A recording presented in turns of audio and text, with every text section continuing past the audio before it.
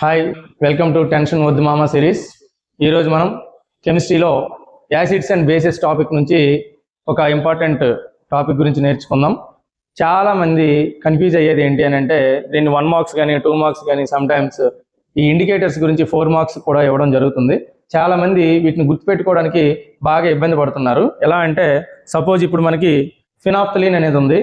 ఇది యాసిడ్లోకి వచ్చేటప్పటికి ఏంటంటే కలర్లెస్, బేస్లోకి వచ్చేటప్పటికి పింక్ లాగే ఉంటుంది. మళ్ళీ న్యూట్రల్లోకి వచ్చేటప్పటికి ఏంటంటే అది కలర్లెస్ ఉంటుంది అనమాట.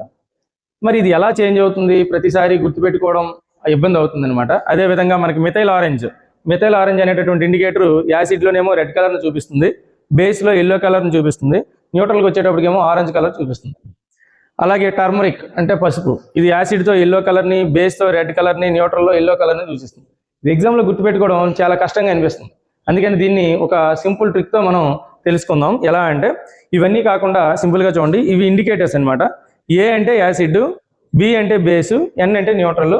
వీటిని మనం ఆర్డర్లోనే గుర్తుపెట్టుకోవాలి. సో ఎలా గుర్తుపెట్టుకుంటామని అంటే ఇది ఒక ఛానల్ పేరండి, ఏబిఎన్ ఛానల్ అని గుర్తుపెట్టుకోండి. అంటే ఇదే ఆర్డర్లో రావాలి. ఫస్ట్ ఏ రావాలి, తర్వాత బి రావాలి, తర్వాత ఎన్ రావాలి. ఏబిఎన్ ఛానల్ అని గుర్తుపెట్టుకోవాలి. తర్వాత మనకి వినాయక చవితి అప్పుడు తెలుసు కదా, గణపతి బప్ప మోరియా అని అంటారు. అట్లా ఇది కూడా ఏంటంటే మోరియో అని గుర్తుపెట్టుకోవాలి. ఎంఓ అని అంటే మిథైల్ ఆరెంజ్, ఆర్ అని అంటే రెడ్ కలర్, వై అని అంటే ఎల్లో కలర్, ఓ అని అంటే ఆరెంజ్ కలర్. సో మోరియో అని గుర్తుపెట్టుకోవాలి. సో మీరు ఎగ్జామ్లో రాసేటప్పుడు ఇది ఏమైనా క్వశ్చన్ ఇచ్చాడు అనుకోండి, జస్ట్ సింపుల్గా మోరియో అని రాసుకొని దీనిపైన ఏబిఎన్ అని రాసుకోండి.